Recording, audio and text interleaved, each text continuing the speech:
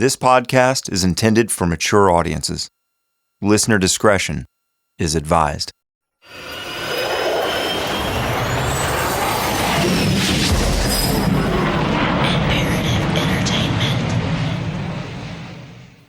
Have some new information. Bottom line is, we have video from the news people of the last 3 weeks of 74 showing where Otis was dug up in relation to where the highway is.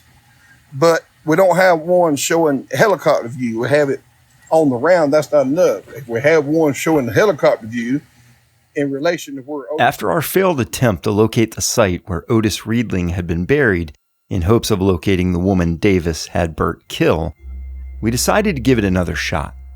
This time, we would use every bit of information we could gather, and that meant Stoney calling on former GBI Special Agent Bob Ingram. Every official, every lawman from Hall County to Jackson, Bear, Walton is involved. Can you possibly call your people and find out if there's anything they can give us on where Otis was buried, any coordinates, any information, footage from the bridge, anything of that nature? I can certainly try. Give my best effort. Work on that for you. Try to find if there was. Sir, if you could do that, you could save us so much time and so much money. I know. It'd be a whole lot easier because you're looking for a needle in a haystack without that.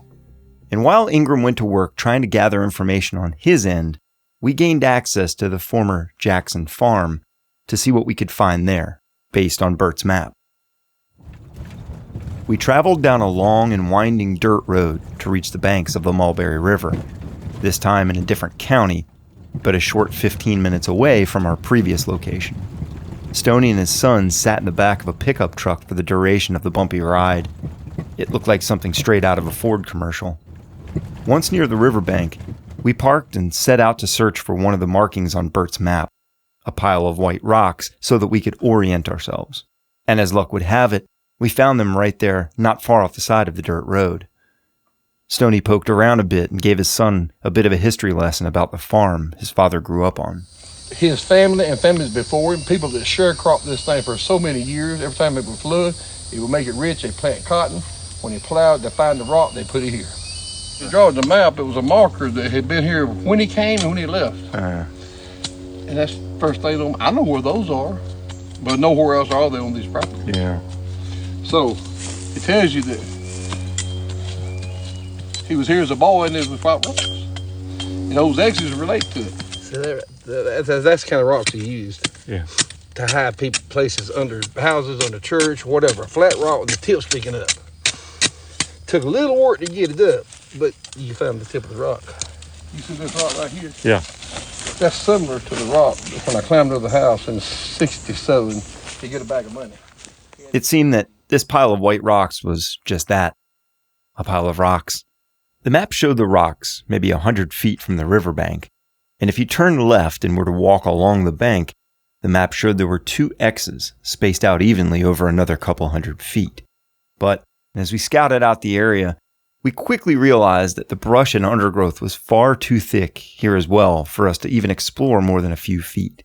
So we decided to rent a small tractor to clear the area that most looked like the map marking locations, and Stoney's son went to work while we called it a day. The frustration was beginning to set in. Talk of, we might be out of our league here, what the hell were we thinking, spread like wildfire through our little search group. And then something dawned on me that our CSI friend Cheryl McCollum mentioned a few days prior. What happens anytime you have a case that's this old, and you're talking about decades, right? The landscape does change. So where it used to be maybe an open field or an area where a body was buried, there could be trees. There could be an oak tree through the bones, for that matter. So finding the actual location is going to be critical, and that's where the equipment comes in, because a rough map of somebody's memory and somebody else saying, oh, I've been here, but it looks like anybody that's ever visited their old childhood home, right? Everything looks a lot smaller, like, God, I remember this hill being so big on my bike, and now it's nothing. Look, it's a gamble. It's a long shot, but it's a shot. So again, you've got a map, you've got memory. I'm all about it. There's no failure here. Y'all being here is not a failure. If we don't find anything at all, here's the way I see it. We know where the body's not. So we come back and we try again. Maybe we bring cadaver dogs next time. We bring ground penetrating radar. We bring drones. Cadaver dogs. The fact that we didn't even think of this first shows our inexperience with finding bodies. Those dogs will be able to do what I can't do. They could pick up a scent? Oh, no question. Really? Oh, no question at all. What do they need to pick up that scent? Nothing. Turn them loose. Even if it's 3 or 4? Turn them loose. The body has over 180 different chemicals, so when it decomposes, it's in that ground. It stays right there in that dirt. So even if you unearth it just a little bit, that dog will go right to it. 1 week later, we came back to the Mulberry River. This time with 2 cadaver dogs, and had no idea what we were in for.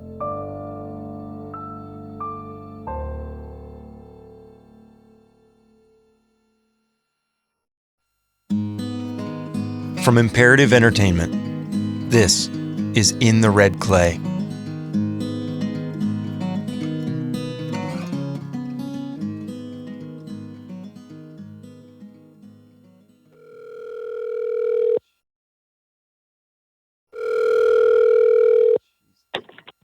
White County Sheriff's Office.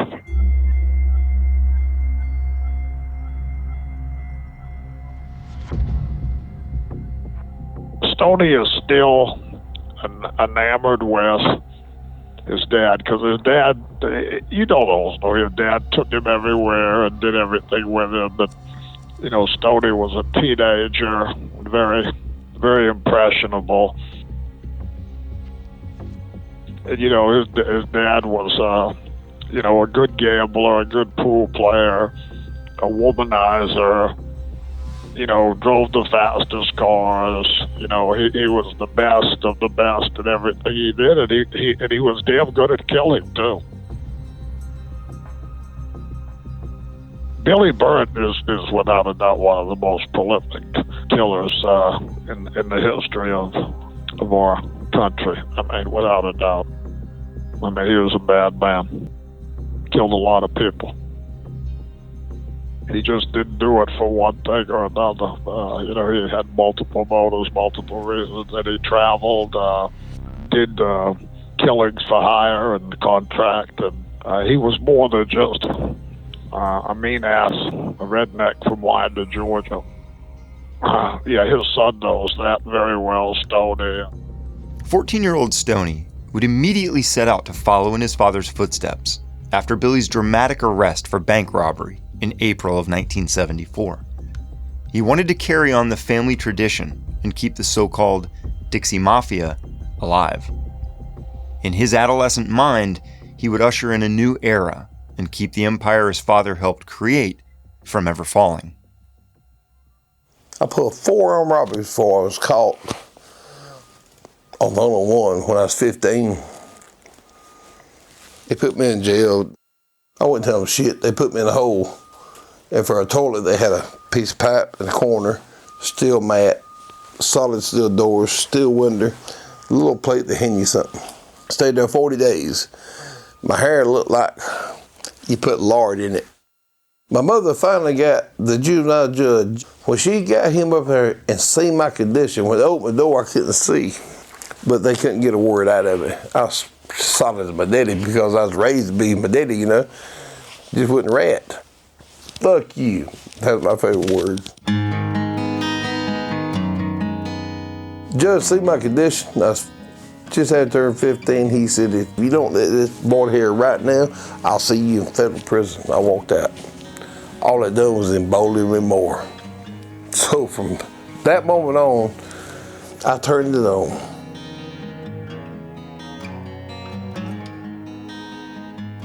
But for now, 14-year-old Stoney, for the first time in his young life, would have to watch his father paraded to the Louisville, Georgia courthouse in a spectacle not seen in the state before or since Burt's arrest. Jim West wanted the whole world to see that he had finally caught the infamous Billy Burt, And he did it on a grand scale. What I seen was 4 snipers on top of the courthouse, but they dressed in black, but they were not hid. They were moving to make sure people seen them. They were no less than 24 state patrols with pump shotguns lying 10 foot apart around the courthouse, the entire block, for everybody to see. When they brought my father from the jail to the courthouse, they had 3 federal marshal cars in front, 3 in the back, him in a county police car with a county police car in the front and the back, and that convoy slowly brought him to the jail. Now, the whole time a helicopter flew over him.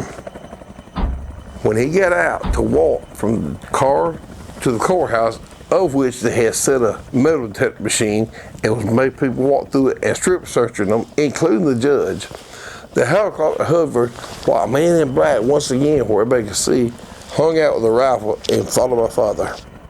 When they got in the courtroom, there was 30 federal marshals and lawmen and only 20 spectators outside the room we was. The unprecedented scale of security and massive show of force was very much intended. Jim West knew all too well, with such a circus outside the courthouse, any jury would likely have made up their mind before they even took their seats. Just one more thing to secure Burt's place in prison for the rest of his life. The officer stood behind him, had a pump shotgun. It must have been about 20 inches long. And he would let the jury hear him, and he stayed behind him. Now, when he got up to go from that chair to the witness stand, 2 or 3 times during the trial, another officer ran up, pulled his pistol, and caught the gun and did like this, and then stayed behind him up there. Well, the jury objected and said, "Your Honor, we don't feel confident. If that shotgun goes off, it's going to hit us." And the judge said these words, "It's necessary." And while Jim West was seemingly showboating his capture of Billy Burt, the precautions they were taking weren't totally out of left field. There was worry that members of the Dixie Mafia may try to break him out of jail, and as far as the police and federal marshals were concerned, they wouldn't put anything past them. They would be prepared for anything. As the trial of Billy Burt, Billy Wayne Davis, and Bobby Jean Gaddis began, things started to really sink in with Stoney that his father may not be coming home this time. It seemed that things were different this time. When the trial started, the first time I became concerned, and the start of it, when the teller got up there to explain how the robber acted, and she said he jumped over a 5-foot counter as if it was with ease. I knew that was him. He's the only one who could do it. Used to have bets in the pool room who could stand flat-footed and jump a pool table 3 foot tall. He's the only one who could do it. A 5-foot counter, I imagine standing flat-footed and jump over that. Only he could do it. He was just blessed athletically, you know. As the trial progressed, the charges mounted. They added assault charges to Billy's rap because it was stated in a report by Jim West that Billy had slapped a young female bank teller in the cheek during the robbery. But when the young woman took the witness stand, she provided a slightly different account. When she said they had him charged with assault for slapping the teller, upon examination, she admitted that it was not a slap on the cheek, but a slap on the butt. And furthermore, a wink. But he didn't say nothing. And the lawyer asked her, "How did it make you feel?" And she said, "Well, to tell you the truth, it put me at ease." And I see my mother's eyes cut across at him. Boy, like you son of a bitch. And I seen his eye looking straight ahead with that shit-eating grin. I knew. But the real nail in the coffin would come from Billy Wayne Davis's testimony. That's when I became concerned. I said, damn it, this is so real. And sure enough, when Billy Wayne Davis got up there and told all the details, they convicted him. Well, they gave him 225 years. But the judge run it consecutive and give it 25 years. So as they walked out of the courtroom, they asked my dad, "You have anything to say?" He said, "No, sir." When they asked Bobby Gaddis, "Yes, sir." He said, "Lord knows I didn't do it." Bobby Gaddis was always weak. They called him a big dummy in the circle. Bob Brooks, the man that worked at the bank when it was robbed, was present at the trial too. I remember Gaddis crying like a baby when the judge sentenced him. Sunday Birt never cracked a smile. He was stone cold. As Burt was led from the courtroom to the holding cell, he said nothing. He just whistled a song by Kitty Wells as he walked. When they got back to the cell, had him and Bobby side by side, Bobby's wife, my mother, me, Dad looked at Bobby, he said, "Son, see there? I told you stick with me, we go places." Bobby said, "Your son ain't got no heart." And then he said, "Listen, we'll do this damn 7-year, 8-year, and get the hell out of here. We'll deal with Davis. Just, they ain't got no choice."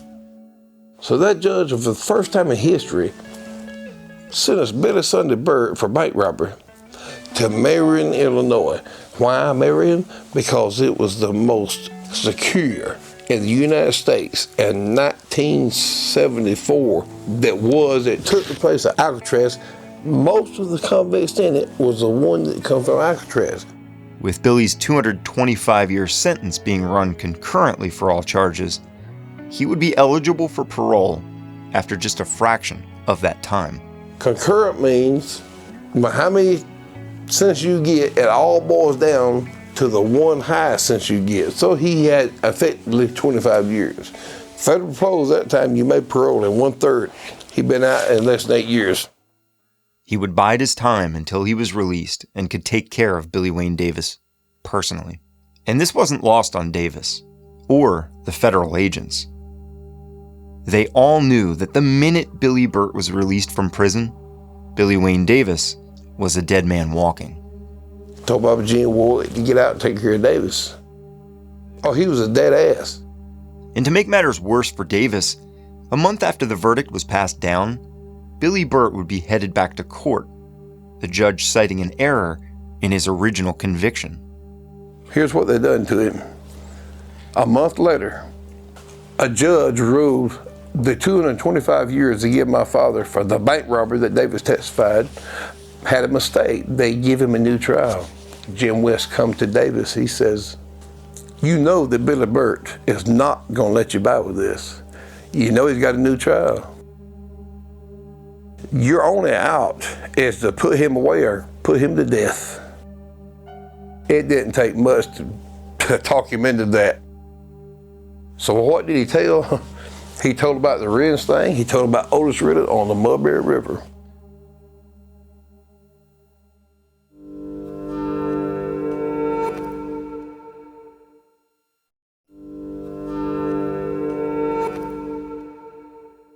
Davis had implicated Burt in the torture and murder of Reed Oliver Fleming and his wife, the elderly couple tortured and killed in their home in Rennes, Georgia, the year before.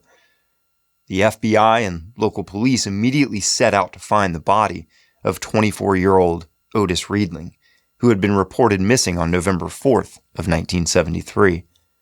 Davis claims Burt killed him as well. We're obviously looking for something, and what we're looking for would best be remain unknown at this time. It's not a body, though, is it? We're looking for something that would, if we find it, would be subject to crime laboratory examination, and that's all I can tell you. Do you think it's your son? I kind of believe it is. Why do you think so? Well, he was wearing blue pants when he left, and that's what that guy FBI said, a few minutes ago, said he had blue pants on. And he's been missing since when? November 4th. They said they would know for sure in a few minutes, and they got to Gainesville. And you don't know if he was involved in any sort of trouble? Well, as far as I know of, he weren't. Now, when they went to the Mulberry River to dig for Otis, he couldn't tell them exactly where they was. They had to dig for 2 weeks to find him. because he did not bury him there. He killed Otis, but my father and Bobby Jean Gaddis buried him there. And after 2 weeks of searching, there, on the red clay banks of the Mulberry River, the FBI found Otis Riedling's body, buried face down in a shallow grave. Though there would never be enough physical evidence to link Burt directly to that murder, they did indict him on the murders of the Flemings, and Burt, once again, headed back to trial. Davis, for providing the information to Jim West, would receive immunity from any connection to these murders, also having numerous murder indictments in other counties dropped as well as part of the deal. It seemed as if Burt was being railroaded by Jim West and Davis. For the rest of his life, he would vehemently deny that he was a part of this particular murder. When he took the witness stand, he made sure the court knew they were being fooled by Davis. He said, "Ladies and gentlemen, me and this son of a bitch right here had done more dirt than any two people you ever know. The truth ain't in him. He is just as bad a person as anybody you ever know, and I am too. Bobby Jean Gaddis is not nothing like us. If you believe anything he says, then you believe anything I say." And he let it roll. He talked about 4 murders right there on the witness stand, right there, and the damn police were running out there like clockwork. It didn't help Bobby Jean. They convicted him too. But he talked about 4 murders right there, and Davis was fucked.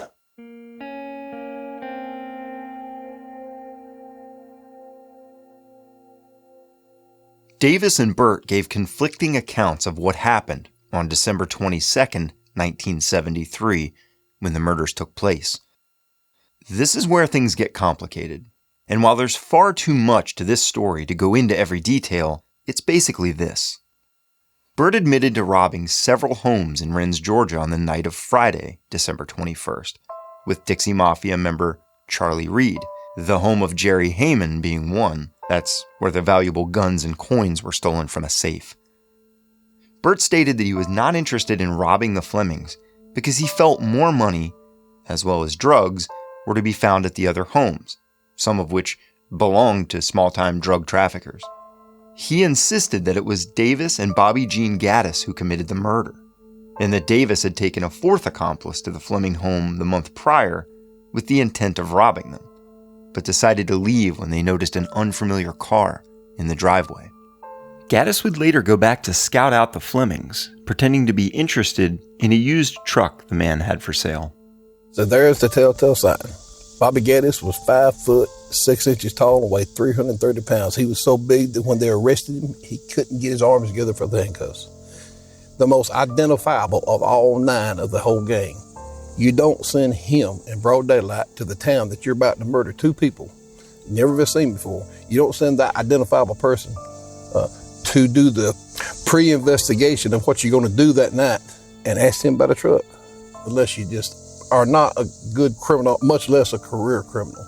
And then that night, Bobby Jean was back in there in Billy Wayne, torturing them people, trying to make them give up more than the $4,000 they had found in the outhouse.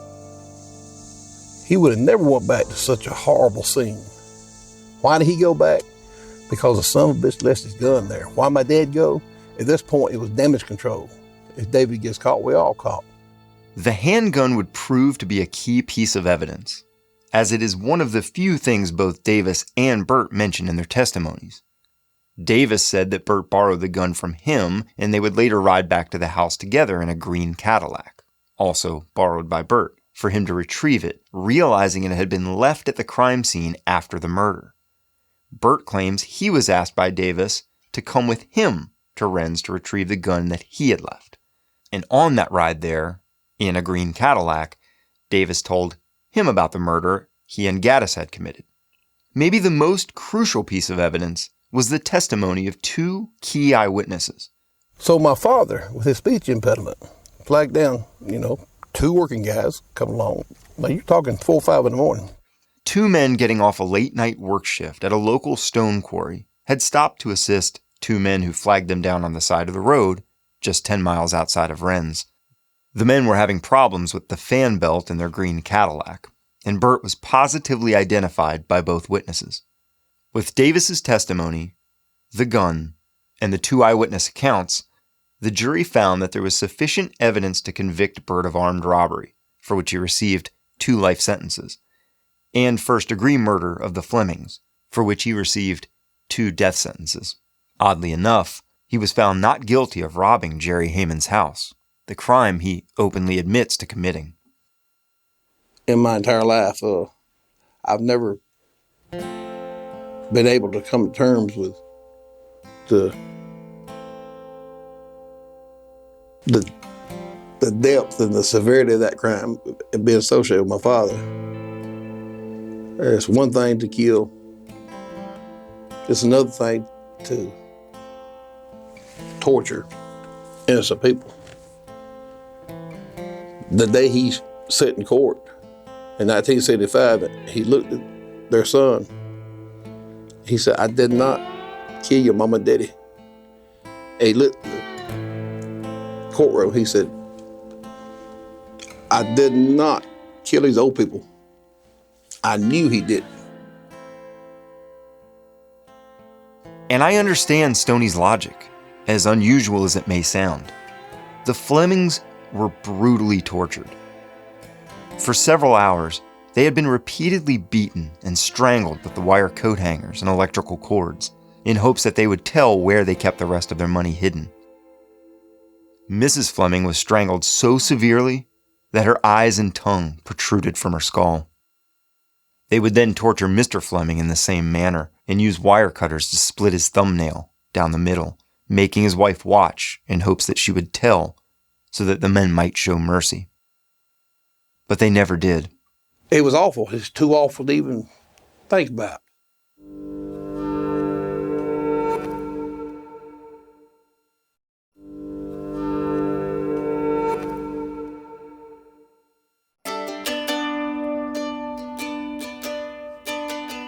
One time I asked my father, I said, "Dad, why don't you do something to..." He said, listen, son, it's my job to keep my damn mouth shut, and it's law's job to do there, and it's your job to keep your mouth shut. That was into that. He said, "I said what I had to say in court, and you cannot do 10 banks or 10 murders and wait till they get you and one say, whoa, I'll take a lot of take down this one." You can't do it. I seen his point. What he obviously didn't understand was the weight that I carried from beginning to end about that one thing. If you was a 14-year-old child and your father was arrested and all that came to light, and you were not ashamed of anything he done, really, except that one thing. That one thing was a shame of my life. But the rest of it, in your mind, you could justify with some kind of reason, like vengeance, self-preservation, hit for hire. But that one thing just made him an animal, just made him something you couldn't fathom. And no matter how it come up or how you talked about it, you could not sugarcoat it, you could not take away from it, you just had to bow your head and just, in your heart and mind, you know that he didn't do it. But when you mention it to him, he was so hardcore that he said, "Your job is to keep your mouth shut, mine is too." So my point is, if a man don't talk, he don't talk, even to save himself. For in his mind, he was just as guilty of hell and all that goes with it as the first time he shot the 2 men across the bridge, he's gonna take the woman. I believe that with all my heart. That's the way he was taught. You break one commandment, you break them all. And I believe in his mind, he rationalized that his soul was gone anyway. Stoney's one goal in all of this is to prove that his father is innocent of this murder. And in the end, after nearly 50 years, he may just have the evidence to do that. But Billy Sunday Birt wouldn't go down without a fight. He was as rock solid as a gangster could be, and Davis had broken the code, the unwritten law. He had ratted to save his own ass. And in the gangster world, nothing is worse than a rat. So when the judge handed down the death sentence to Birt, he made his final move in dramatic fashion. When the judge sent him dead, he said, "Do you have anything to say?" He said, "Yes, Your Honor, can I make a phone call?" He said, "Who you want to call?" He said, "Well, I'd like to call and confess about 2 more murders." And the judge said, "Sheriff, by all means, give the man a phone." The call Birt made was to Bobby Lee Cook, the attorney who, along with Hilton Dupree, represented the 7 men convicted for the murder of 2 elderly doctors in 1971, dubbed the Marietta 7. Mr. Cook, it's Billy Burt. I'm in Jefferson County, just got 2 death sentences, 2 life sentences for murder. Your 7 defendants, you and Mr. Dupree, have in prison right now are innocent, and I can prove it. Bobby Lee Cook asked him 2 questions, he answered it, and Bobby Lee Cook knows he's telling the truth. Billy Burt had just confessed to the murder that resulted in one of the largest trials in the history of the state of Georgia, and he was taking Davis down with him. It would be Burt who would have the last laugh, all the way to the electric chair. Earlier, Davis had testified at a South Georgia murder trial that had resulted in a death sentence for Burt. Today in Douglas County, Burt was on the witness stand giving testimony which could put Davis on death row beside him. More than 100 witnesses have been subpoenaed to testify in the Billy Wayne Davis trial. GBI agents, sheriff's deputies, and state troopers were here this morning to provide security. The media would explode after Burt's courtroom confession of the Matthews murders. After all, the DAs, police, and federal agents that had spent years working the Matthews murder case had been absolutely certain they had the guilty men in prison. Or so it would seem. They had the eyewitness account from Deborah Ann Kidd, the young woman that confessed and testified in exchange for immunity. Suddenly, public officials had a lot of explaining to do. The story reeked of corruption, and Billy knew that by taking down Davis, he would, of course, be implicating himself. Davis comes from a well-thought-of family in Cobb County. If there ever was a person who fits the mold of a black sheep, he would be it. Davis appeared to be doing well with a legitimate business, a used car lot on the Bankhead Highway in Austell. Apparently, he liked to gamble. One could only speculate that his hunger for money stemmed from his gambling or his need for capital to finance his business. Whatever it was, Davis apparently developed a gun-for-hire relationship with Billy Sunday Birt of Winder in Barrow County. Some officers have described Davis as the brains of the partnership. Davis would decide what they were going to do. Either one would pull the trigger. As Birt said in his testimony, it was situations like this which he and Davis were involved in many times. When a man like Birt holds life so cheaply, is there anything that he values? Yes, his family, his wife, and 5 children. Why would a man hold life so cheaply when he's concerned about the future of his family? I don't know, but that's the way it is with Birt. As for Davis, he's just as much a puzzle as most black sheep are. Birt says he doesn't like being a snitch, but he places a higher priority on getting back at Davis for his testimony against him and Renz.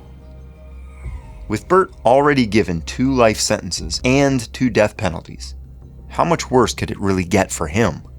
Defense attorney Bobby Lee Cook asked Birt things that only the murderer would know to substantiate his claim, and for his signed confession, Birt made a deal for the families of the Marietta 7 to pay his wife Jenny $20,000 in exchange for his confession, which they happily did.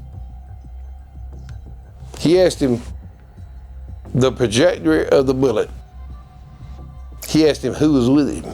He told him that him and Billy Wayne and Willie Hester, that him and Billy Wayne went in.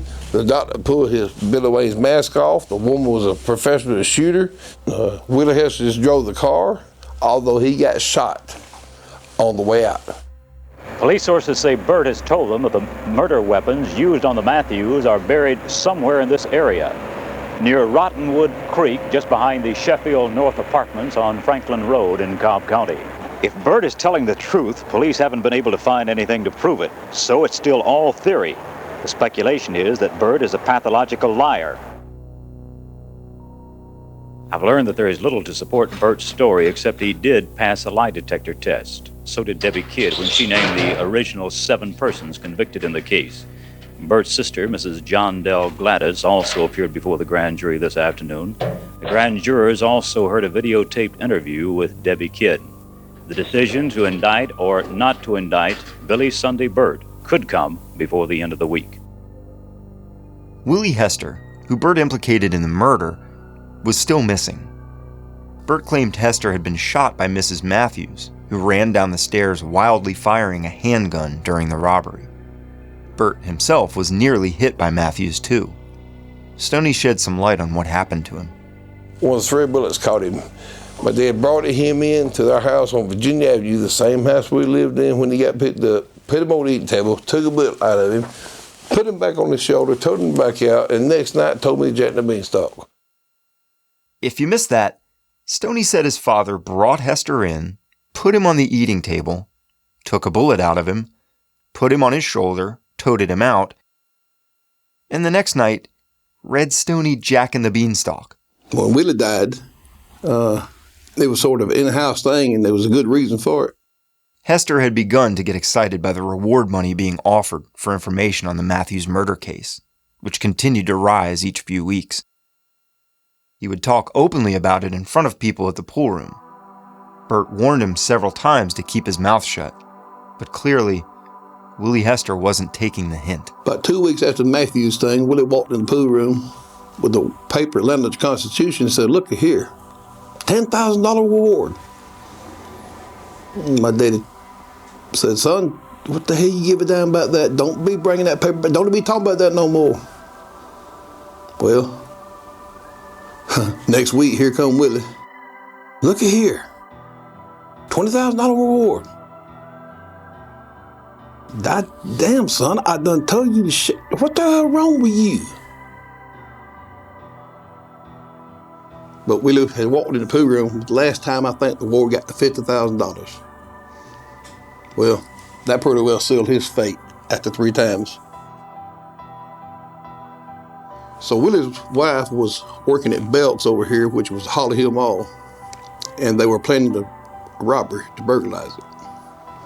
So my father got Otis to help him. And I guess he made this plan in his head, but the way Willie died was, when they got through robbing Belk's, they were coming out, and my daddy shot Willie, killed him. And the reason he killed Willie was Willie couldn't keep his mouth shut. He'd begun not to trust him. And you don't get a man like that paranoid. Him and Otis buried Willie just outside of Broward County. Throughout the 5 different trials in the Matthews case, people had begun to question Kidd's story, including several police officers who would even be fired for publicly speaking out about it. It just didn't add up, and there were inconsistencies in her story each time she told it in court. David Morrison, a journalist for the Atlanta Constitution, had begun his own investigation as well, and by the time of Burt's confession, the investigation he spearheaded into Kidd's shaky story had proved fruitful.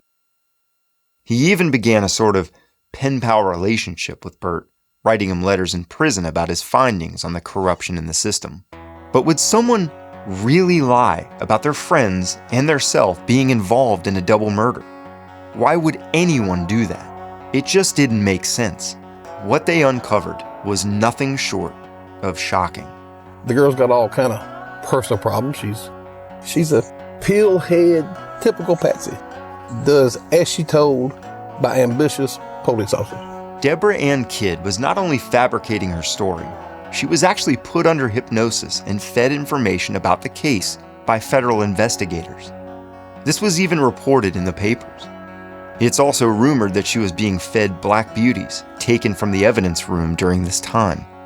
While under hypnosis, agents were walking her through the evidence they had gathered from the crime scene, such as what the interior of the home looked like, what Mr. and Mrs. Matthews were wearing, how they were killed, and the positions their bodies were left in.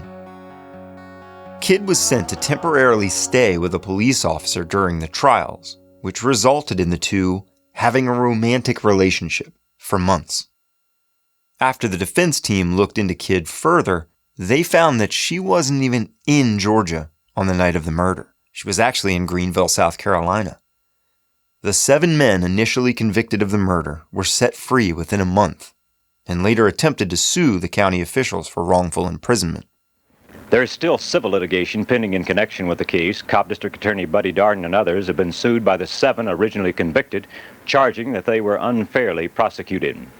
The file in the case, more than 10 notebooks full of photographs and other evidence.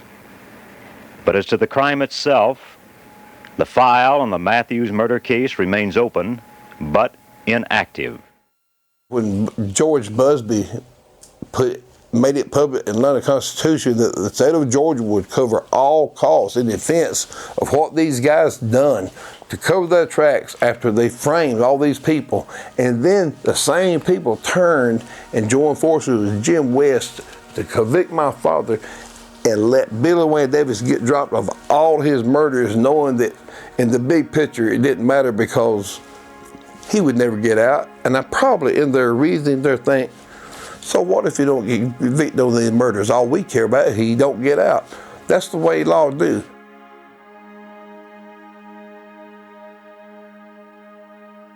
With the state of Georgia paying for the legal costs of the corrupt politicians, the Marietta 7 were left with virtually no hope of winning their case. They couldn't afford it.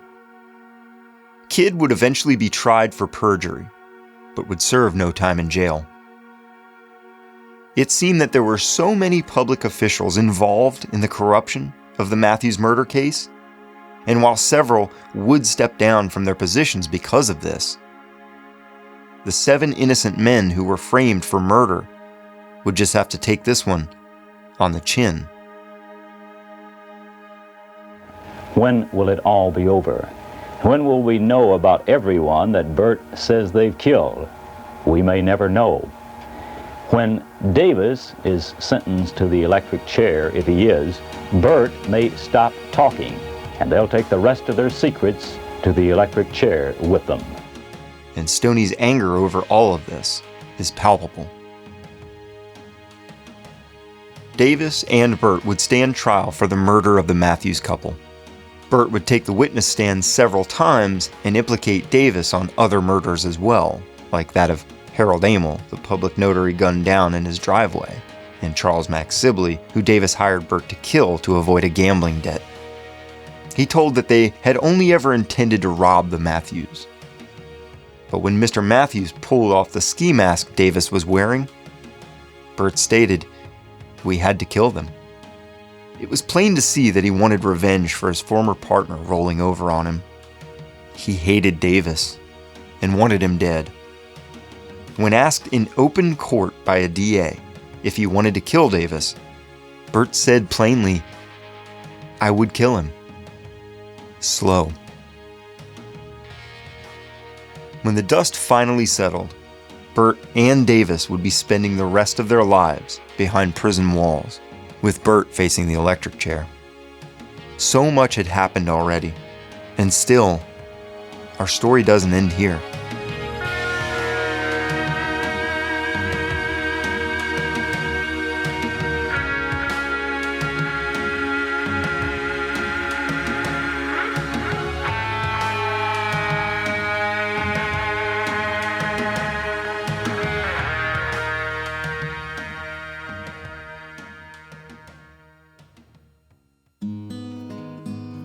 In the Red Clay is a production of Imperative Entertainment. It was created, written, and reported by me, Sean Kipe, and I wrote and created the original music score. Executive producers are Jason Hoch and Gino Falsetto. Story editor is Jason Hoch. Produced and engineered by Shaine Freeman, Jason Hoch, and myself. Cover art and design by Jeana Sullivan. Voice sessions recorded at Tree Sound Studios, Atlanta, Georgia. Archival footage licensed courtesy of Brown Media Archives, University of Georgia, and WSB-TV in Atlanta, Georgia. In the Red Clay is a 12-episode series with new episodes available every Tuesday. Follow us on Instagram at In the Red Clay Podcast Have questions? Email us at podcasts@imperativeentertainment.com. If you like the show, tell your friends and leave us a review. Thanks for listening.